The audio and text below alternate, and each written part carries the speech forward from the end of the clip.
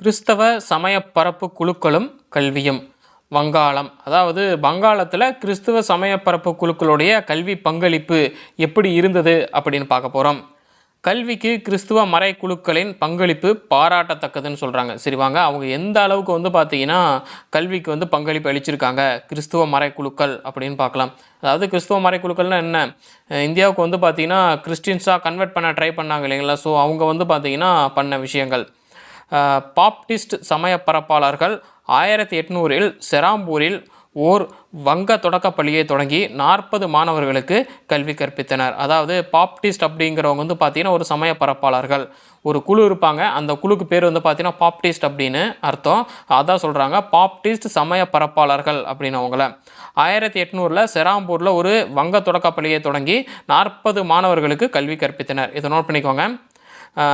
வங்கத்தில் செராம்பூரில் எந்த சமய பரப்பு குழு பார்த்தீங்கன்னா ஒரு தொடக்கப்பள்ளியை தொடங்கி 40 மாணவர்களுக்கு கல்வி கற்பித்தனர்னு கேள்வி கேட்டாங்கன்னா பாப்டிஸ்ட் சமய பரப்பாளர்கள். எந்த ஆண்டுன்னு கேட்டாங்கன்னா 1800 பார்த்தீங்கன்னா இதை செஞ்சுருக்காங்க.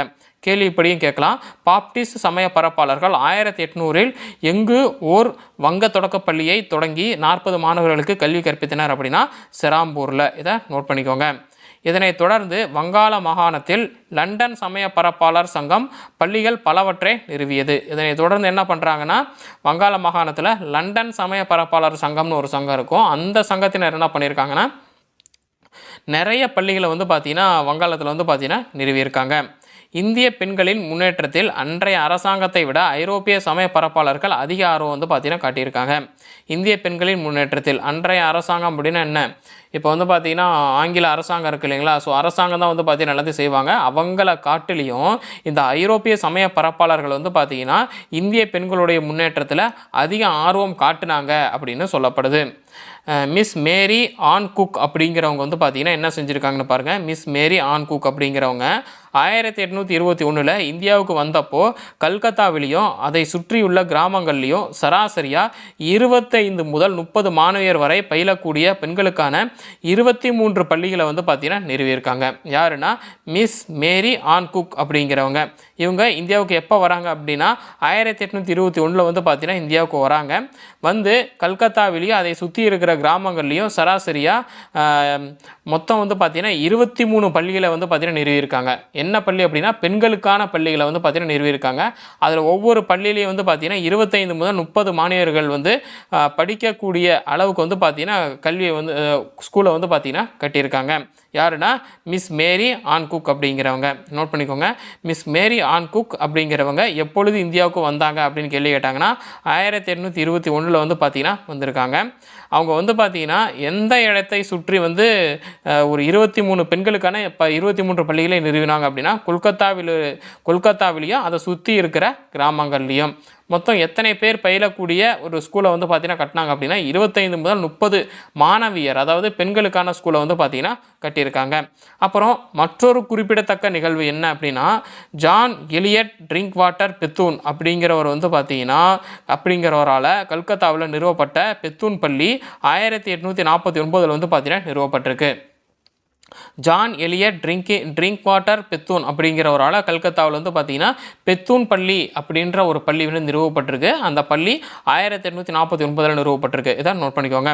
அப்புறம் அவரது மரணத்திற்கு பிறகு இந்த ஜான் எலியட் ட்ரிங்க் வாட்டர் பெத்தூன் அவருடைய மரணத்துக்கு அப்புறமா இந்த பள்ளி அரசாங்கத்தாலேயே பார்த்தீங்கன்னா ஏற்று நடத்தப்பட்டது.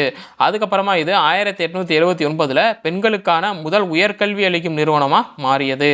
அதிலிருந்து பார்த்தீங்கன்னா ஒரு 30 வருஷத்தில் அவர் இறந்ததுக்கு அப்புறமா ஒரு 30 வருஷத்துக்கு அப்புறம் பார்த்தீங்கன்னா 1879 பெண்களுக்கான முதல் உயர்கல்வி அளிக்கும் நிறுவனமாக மாறிச்சு இந்த பெத்தூன் பள்ளி அப்படிங்கிறது. ஸோ இதெல்லாம் நோட் பண்ணிக்கோங்க. இதுதான் பார்த்தீங்கன்னா கிறிஸ்தவ சமயப்பரப்பு குழுக்களுடைய கல்வி பங்களிப்பு வங்காளத்தில்.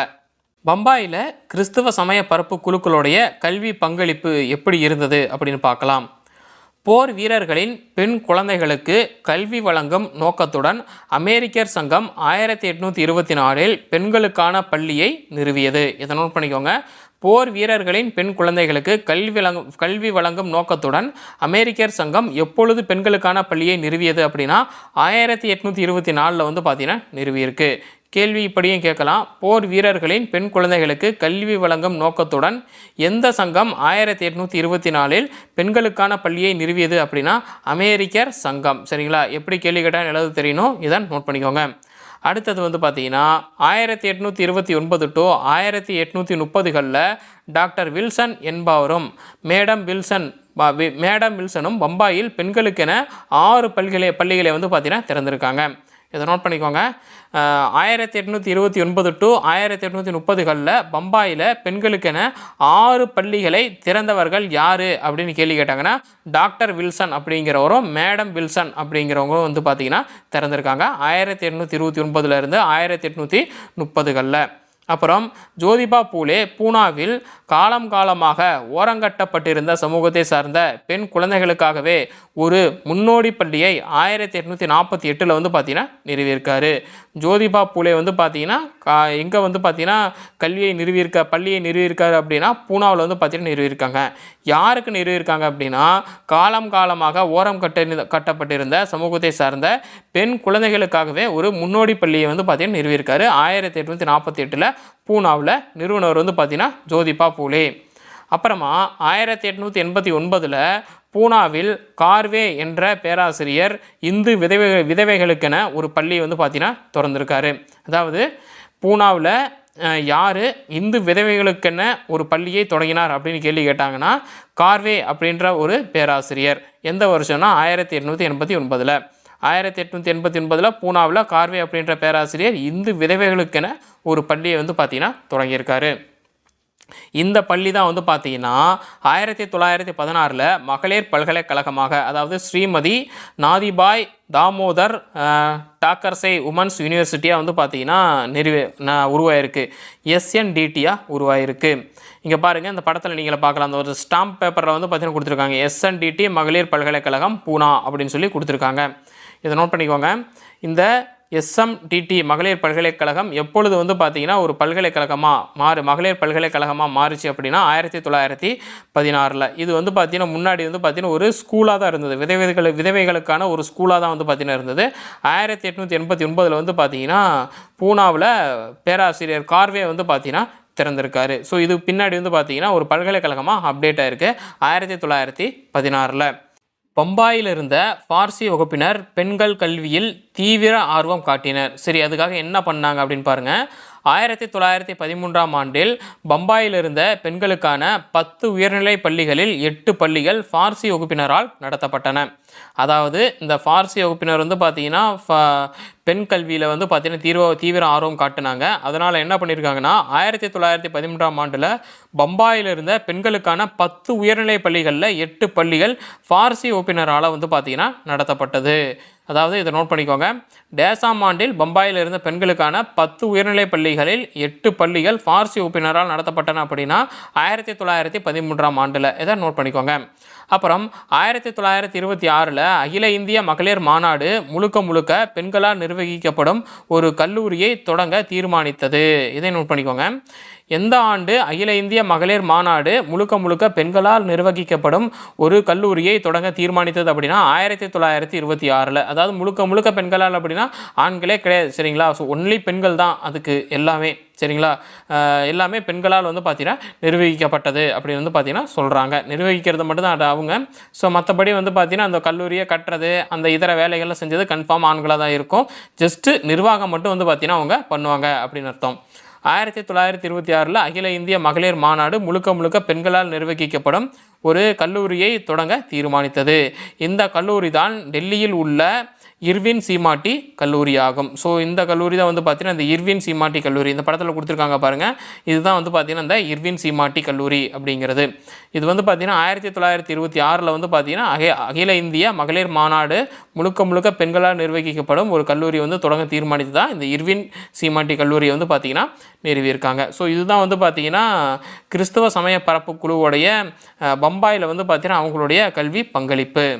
தமிழ்நாட்டில் கிறிஸ்துவ சமய பரப்பு குழுக்களுடைய கல்வி பங்களிப்பு எப்படி இருந்தது அப்படின்னு பார்க்கலாம்.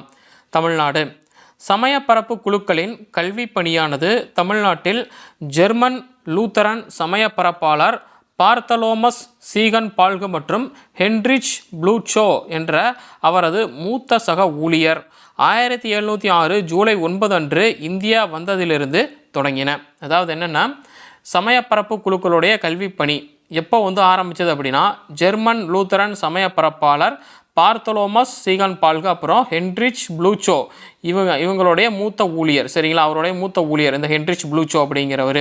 இவங்க 1706 ஜூலை 9 அன்று இந்தியா வந்ததுலேருந்து தொடங்குச்சு. அப்போது தமிழ்நாட்டில் பார்த்தீங்கன்னா சமயப்பரப்பு குழுக்களுடைய கல்வி பணி எப்பொழுது தொடங்கியது அப்படின்னு கேள்வி கேட்டாங்கன்னா 1706 ஜூலை 9 அன்று பார்த்தீங்கன்னா தொடங்குச்சு. யார் வந்த பிறகு தொடங்குச்சு அப்படின்னா, ஜெர்மன் லூத்தரன் சமயப்பரப்பாளர் பார்த்தலோமஸ் சீகன் பால்கு அப்புறம் ஹென்ரிச் ப்ளூச்சோ இவங்க 2 பேரும் பார்த்தீங்கன்னா தமிழ்நாட்டுக்கு வந்ததுலேருந்து தொடங்குச்சு. கேள்வி இப்படியும் கேட்கலாம், சரிங்களா. ஸோ ஜெர்மன் லூத்தரன் சமயப்பரப்பாளர் பார்த்தலோமஸ் சீகன் பால்கு அப்புறம் ஹென்ரிச் ப்ளூச்சோ இவங்க எப்போ தமிழ்நாட்டுக்கு வந்தாங்க அப்படின்னு கேள்வி கேட்டாங்க அப்படின்னா 1706 ஜூலை 9 அன்னைக்கு பார்த்தீங்கன்னா தமிழ்நாட்டுக்கு வந்தாங்க. அதாவது இந்தியா வந்ததிலிருந்து தமிழ்நாட்டில் பார்த்தீங்கன்னா இந்த சமயப்பரப்பு குழுக்களுடைய கல்வி பணி பார்த்தீங்கன்னா தொடங்குச்சு. அப்புறம் புரோட்டஸ்டன்ட் மதத்திற்கு சேவை செய்வதே அவர்களின் நோக்கமாக இருந்தாலும் தரங்கம்பாடியில் டேனிஷ் குடியேற்றத்தில் பள்ளிகளை பார்த்தீங்கன்னா நிறுவியிருக்காங்க. புரோட்டஸ்டன்ட் மதத்திற்கு சேவை செய்வதே அவர்களுடைய நோக்கமாக இருந்தாலும் தரங்கம்பாடியில் டேனிஷ் குடியேற்றத்தில் பார்த்தீங்கன்னா பள்ளியில் நிறுவியிருக்காங்க, சரிங்களா. அப்புறம் இது ஒரு முன்னோடி முயற்சியாகவும் இருந்திருக்கு.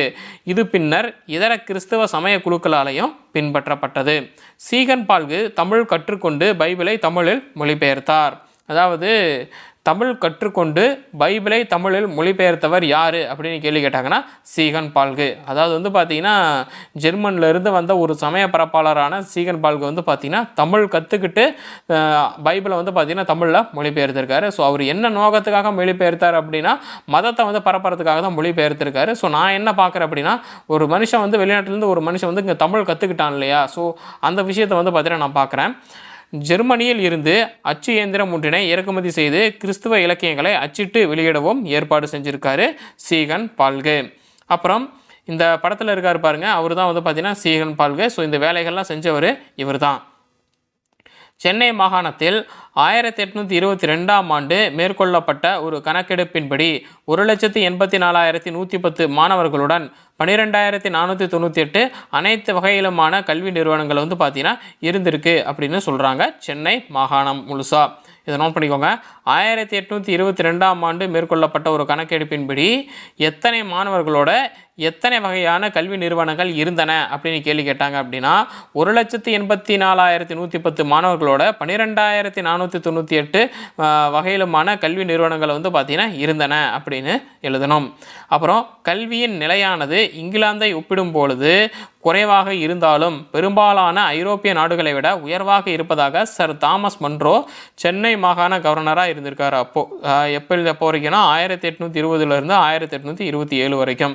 அதாவது என்னென்னா, கல்வியின் நிலை பார்த்தீங்கன்னா இங்கிலாந்தை ஒப்பிடும்போது இங்கே குறைவாக இருந்தாலும் பெரும்பாலான ஐரோப்பிய நாடுகளை விட உயர்வாக இருப்பதா சர் தாமஸ் மன்றோ பார்த்தீங்கன்னா குறிப்பிடுறாரு. எங்கே உயர்வாக இருக்குது அப்படின்னா சென்னை மாகாணத்தில் பார்த்தீங்கன்னா உயர்வாக இருக்கிறதா குறிப்பிடுறாரு சர் தாமஸ் மன்றோ. இவர் பார்த்தீங்கன்னா சென்னை மாகாண கவர்னராக எப்போலேருந்து எப்போ வரைக்கும் இருந்திருக்காருன்னா 1820 1827 வரைக்கும் பார்த்தீங்கன்னா இருந்திருக்காரு. சரி, கேள்வி இப்படியும் கேட்கலாம். கல்வி நிலையானது இங்கிலாந்தை ஒப்பிடும் பொழுது குறைவாக இருந்தாலும் பெரும்பாலான ஐரோப்பிய நாடுகளை விட உயர்வாக கல்வி இருப்பதா யார் சென்னையில் உயர்வாக கல்வி இருப்பதா யார் சொல்லியிருக்காங்கன்னா சர் தாமஸ் மன்றோ பார்த்தீங்கன்னா சொல்லியிருக்காரு. 1820 1827 தான் அவருடைய ஆட்சி இருந்திருக்கு, கவர்னராக இருந்திருக்காரு. சென்னையில் ஸ்காட்லாந்து நாட்டை சார்ந்த ரெவரண்ட்ரி லாரி அப்புறம் ரெவரண்ட் போவி என்ற 2 மத குருமார்கள் 1835ஆம் ஆண்டு எழும்பூர் செயின்ட் ஆண்ட்ரூஸ் தேவாலயத்திற்கு அருகில் ஒரு பள்ளியை பார்த்தீங்கன்னா தொடங்கியிருக்காங்க. இதை நோட் பண்ணிக்கோங்க. ஸ்காட்லாந்து நாட்டை சார்ந்த ரெவரண்ட் லாரி அப்புறம் ரெவரண்ட் போவி என்ற 2 மத குருமார்கள் எப்பொழுது எழும்பூர் செயின்ட் ஆண்ட்ரூஸ் தேவாலயத்திற்கு அருகில் ஒரு பள்ளியை நிறுவினாங்க அப்படின்னா 1835ஆம் ஆண்டு. சரி, இந்த ரெவரண்ட் லாரி ரெவரண்ட் போவி அப்படிங்கிறவங்க எந்த நாட்டை சார்ந்தவங்க அப்படின்னு கேள்வி கேட்டாங்கன்னா ஸ்காட்லாந்து நாட்டை பார்த்தீங்கன்னா சார்ந்திருக்காங்க. இவங்க இந்தியாவுக்கு எந்த இடத்துல ஒரு பள்ளியை நிறுவினாங்க அப்படின்னா சென்னையில் பார்த்தீங்கன்னா நிறுவியிருக்காங்க. எந்த இடத்துக்கு பக்கத்தில்னா எழும்பூர் செயின்ட் ஆண்ட்ரூஸ் தேவாலயத்துக்கு பக்கத்தில் பார்த்தீங்கன்னா நிறுவியிருக்காங்க அப்படிங்கிறத நோட் பண்ணிக்கோங்க. இந்த பள்ளி பின்னாடி வந்து பார்த்திங்கன்னா 1837 பிளாக் டவுனுக்கு மாற்றப்பட்டது. பிளாக் டவுனுக்கு அப்படின்னா 1911 ஜார்ஜ் டவுன் அப்படின்னு வந்து பார்த்தீங்கன்னா சொல்கிறாங்க. 1911க்கு முன்னாடி பிளாக் டவுன் அப்படின்னு சொல்லியிருக்காங்க. எந்த பள்ளி? இந்த ஸ்காட்லாண்டை சார்ந்த 2 மத குருமார்கள் செயின்ட் ஆண்ட்ரூஸ் தேவாலயத்து பக்கத்தில் ஒரு பள்ளி நிறுவனாங்க இல்லைங்களா, அதுதான் வந்து பார்த்தீங்கன்னா பின்னர் 1837 பிளாக் டவுனுக்கு வந்து பார்த்தீங்கன்னா மாற்றப்பட்டிருக்கு. அதாவது ஜார்ஜ் டவுனுக்கு வந்து மாற்றப்பட்டிருக்கு. அந்த பள்ளியில் 59 மாணவர்கள் வந்து படிச்சுட்டு வந்திருக்காங்க. 1862ஆம் ஆண்டில் ரெவரண்ட் வில்லியம் மில்லர் இப்பள்ளியை கல்லூரியாக தரம் உயர்த்தியிருக்காரு. இந்த ஸ்காட்லாந்து நாட்டை சார்ந்தவங்க வந்து பார்த்திங்கன்னா எழும்பூரில் வந்து அந்த பள்ளியை வந்து உருவாக்குனாங்க. அதுக்கப்புறம் ஜார்ஜ் டவுனுக்கு வந்து 1914 மாற்றப்பட்டது. அந்த பள்ளியில் 59 மாணவர்கள் படிச்சுட்டு வந்தாங்கன்னு சொன்னோம். ஸோ இது வந்து பார்த்திங்கன்னா ரெவரண்ட் வில்லியம் மில்லர் அப்படிங்கிறவரால் இந்த பள்ளி வந்து பார்த்திங்கன்னா 1862ஆம் ஆண்டு கல்லூரியாக வந்து பார்த்திங்கன்னா தரம் உயர்ந்திருக்கு. இதுதான் தாம்பரத்தில் தற்போது இருக்கிற சென்னை கிறிஸ்துவ கல்லூரி, சென்னை கிறிஸ்டின் காலேஜ்னு சொல்கிறாங்கல்ல அது. இங்கே கீழே வந்து பாருங்கள், இந்த சென்னை கிறிஸ்துவ கல்லூரி இந்த ஸ்டாம்ப் பேப்பரில் வந்து பார்த்தீங்கன்னா சொல்லியிருக்காங்க பாருங்கள். தாம்பரத்தில் தற்போது இருக்கிற சென்னை கிறிஸ்துவ கல்லூரியை பற்றி தான் இதை படிச்சிருக்கோம். அந்த சென்னை கிறிஸ்துவ கல்லூரிக்கு முதல் அஸ்திவாரம் போட்டவங்க ஸ்காட்லாந்து நாட்டை சார்ந்த ரெவரண்ட் லாரி, ரெவரண்ட் போவி அப்படிங்கிறவங்க. இவங்க 1835ஆம் ஆண்டு எழும்பூர் செயின்ட் ஆண்ட்ரூஸ் ரூஸ் தேவாலயத்து பக்கத்தில் ஒரு பள்ளியை தொடங்கியிருக்காங்க. அதுக்கப்புறமா அது வந்து ஜார்ஜ் டவுனுக்கு மாற்றப்பட்டது. அதில் 59 மாணவர்கள் படிச்சிருக்காங்க. அதுக்கப்புறமா ரெவரண்ட் வில்லியம் அப்படிங்கிறவர் அந்த பள்ளி வந்து கல்லூரியை தரம் உயர்த்திருக்காரு 1862ஆம் ஆண்டு. அந்த கல்லூரி தான் தாம்பரத்தில் இப்போ இருக்கிற சென்னை கிறிஸ்டின் காலேஜ் அப்படிங்கிறது. அடுத்தது, ஆங்கில கல்வியின் முக்கியத்துவத்தை உணர்ந்த சென்னை நகரத்தில் வசித்த உயர்தட்டு மக்கள் மேற்கத்திய கல்வி அனைவருக்கும் கிடைக்க வேண்டி 1839 அரசாங்கத்திடம் மனு ஒன்றினை அளித்தனர். அதாவது என்னென்னா, அங்கே சென்னையிலே வசிப்பாங்க இல்லைங்களா, அந்த மேற்கத்திய உயர்தட்டு மக்கள் இருக்காங்களா, அவங்க வந்து பார்த்திங்கன்னா ஆங்கில கல்வி, இங்கிலீஷ் கல்வி வந்து பார்த்திங்கன்னா ரொம்ப முக்கியம். அதனால் வந்து பார்த்திங்கன்னா அரசாங்கத்தை வந்து பார்த்திங்கன்னா ஒரு மனு கொடுக்குறாங்க, எங்களுக்கு வந்து கல்வி வந்து எல்லாத்துக்குமே கிடைக்கணும் அப்படின்னு சொல்லி 1839. அதன் பிரதிபலனாக என்ன நடக்குது அப்படின்னா 1840 எழும்பூரில் ஒரு உயர்கல்வி பள்ளி வந்து பார்த்தீங்கன்னா நிறுவப்பட்டது. அது 1857 கல்லூரியாக தரம் உயர்த்தப்படுது. அந்த கல்லூரி தான் இன்றிருக்கும் சென்னை மாநில கல்லூரி. இங்கே பாருங்கள், இதையும் இந்த படத்தில் கொடுத்துருக்காங்க பாருங்கள், சென்னை மாநில கல்லூரி. 1839 சென்னையில் இருக்கவங்க எல்லாம் சேர்ந்து வந்து பார்த்தீங்கன்னா அந்த உயர்தட்டு மக்கள்லாம் சேர்ந்து ஆங்கில கல்வி எங்களுக்கு வேணும், எங்களுக்கு ஒரு ஸ்கூல் ஏற்பாடு பண்ணி கொடுங்க அப்படின்னு அரசாங்கத்துக்கு ஒரு மனு கொடுக்குறாங்க. 1840 எழும்பூரில் ஒரு உயர்நிலை பள்ளி வந்து நிறுவப்படுது. அந்த கல்லூரி 1857 ஒரு கல்லூரியாக தரம் உயர்த்தப்படுது, காலேஜாக தரம் உயர்த்தப்படுது. அதுதான் இப்போ இருக்கிற சென்னை மாநில கல்லூரி. அப்புறம் இங்கே கீழே வந்து பாருங்கள், உங்களுக்கு தெரியுமான ஒரு தகவல் கொடுத்துருக்காங்க. இதில் என்ன கொடுத்துருக்காங்க அப்படிங்கிறத பார்க்கலாம். திருச்சிராப்பள்ளியில் 1832ஆம் ஆண்டு புனித சிலுவை சகோதரிகள் செயின்ட் ஜோசப் புனித சூசையப்பர் ஆங்கிலோ இந்தியன் பள்ளியை வந்து பார்த்தீங்கன்னா நிறுவுறாங்க. திருச்சிராப்பள்ளியில் 1832ஆம் ஆண்டு திருச்சியில் இப்போது புனித சிலுவை சகோதரிகள் செயின்ட் ஜோசப், அதாவது புனித சூசையப்பர்னு சொல்லுவாங்க, ஆங்கிலோ இந்தியன் பள்ளியை வந்து நிறுவுறாங்க. இதை நோட் பண்ணிக்கோங்க. திருச்சிராப்பள்ளியில் எந்த ஆண்டு புனித சிலுவை சகோதரிகள் செயின்ட் ஜோசப் ஆங்கிலோ இந்தியன் பள்ளியை நிறுவனாங்கன்னா 1838ஆம் ஆண்டு. அடுத்தது 1844ஆம் ஆண்டு ஜெட்ஸுக்கள், அதாவது இயேசு சபையினர், ஜெட்ஸுக்கள்னா இயேசு சபையினர், ஜெட்ஸுக்கள் செயின்ட் ஜோசப் கல்லூரியை வந்து பார்த்தீங்கன்னா நிறுவுறாங்க 1844ஆம் ஆண்டு. செயின்ட் ஜோசப் கல்லூரியை ஜெட்ஸுக்கள் எப்பொழுது நிறுவினர் அப்படின்னா 1844ஆம் ஆண்டு வந்து பார்த்தீங்கன்னா நிறுவியிருக்காங்க. அப்புறமா திருநெல்வேலியில் கிறிஸ்டியன் மிஷன் சொசைட்டி 1844ஆம் ஆண்டு ஒரு பள்ளியை வந்து தொடங்குச்சு. இதை நோட் பண்ணிக்கோங்க. எல்லாமே ஆண்டு, இடம், யார் நிறுவனாங்க அப்படிங்கிறது தான் கொஞ்சம் பார்த்து படிச்சுக்கோங்க. திருநெல்வேலியில் கிறிஸ்டியன் மிஷன் சொசைட்டி அப்படிங்கிறது வந்து பார்த்திங்கன்னா 1844 ஒரு பள்ளியை வந்து தொடங்கினாங்க. திருநெல்வேலியில் கிறிஸ்டியன் மிஷன் சொசைட்டி டேசாம் ஆண்டு ஒரு பள்ளியை தொடங்கியது அப்படின்னு கேள்வி கேட்டாங்கன்னா 1844ஆம் ஆண்டு. கேள்வி இப்படியும் கேட்கலாம். டேஸில் 1844ஆம் ஆண்டு ஒரு பள்ளியை தொடங்கியது. அதாவது கிறிஸ்டியன் மிஷன் சொசைட்டி வந்து பார்த்தீங்கன்னா தொடங்குச்சு. திருநெல்வேலியில் டேஸ் 1844ஆம் ஆண்டு ஒரு பள்ளியை தொடங்குச்சு அப்படின்னா கிறிஸ்டியன் மிஷன் சொசைட்டி அப்படின்னு எழுதணும். அதுக்கப்புறமா இது வந்து 1876ஆம் ஆண்டில் ஒரு கல்லூரியாக வந்து பார்த்திங்கன்னா தரம் உயர்த்தப்படுது. அப்போ வந்து பார்த்தீங்கன்னா சிஎம்எஸ் கல்லூரி அப்படின்னு சொல்கிறாங்க. தற்போது வந்து புனித யோவான் கல்லூரி அப்படின்னு சொல்கிறாங்க. இது வந்து பார்த்தீங்கன்னா திருநெல்வேலியில் இருக்குது. இது வந்து 1876ஆம் ஆண்டு ஒரு கல்லூரியாக தரம் உயர்த்தப்படுது. அந்த திருநெல்வேலியில் கிறிஸ்டியன் மிஷன் சொசைட்டி 1844ஆம் ஆண்டு ஒரு பள்ளியை தொடங்கினாங்க இல்லைங்களா, அந்த பள்ளி தான் 1876ஆம் ஆண்டு வந்து பார்த்தீங்கன்னா ஒரு கல்லூரியாக தரம் உயர்த்தப்படுது. அப்போ ஆரம்பித்தப்போ சிஎம்எஸ் கல்லூரி அப்படின்னு சொன்னாங்க. இப்போ வந்து பார்த்தீங்கன்னா புனித யோவான் கல்லூரி அப்படின்னு வந்து பார்த்தீங்கன்னா சொல்கிறாங்க. ஸோ இதெல்லாம் வந்து பார்த்தீங்கன்னா எந்த ஆண்டு, என்ன ஸ்கூலு, என்ன காலேஜ், கல்லூரி எப்போ தரம் உயர்த்தினாங்க, யார் ஆரம்பித்தாங்க, ஸோ அதுதான் வந்து பார்த்தீங்கன்னா இது ஃபுல்லாகவே இருக்குது. ஸோ அதெல்லாம் பார்த்துக்கோங்க. இதுதான் வந்து பார்த்தீங்கன்னா தமிழ்நாட்டில் கிறிஸ்தவ சமய பரப்பு குழுக்களுடைய கல்வி பங்களிப்பு.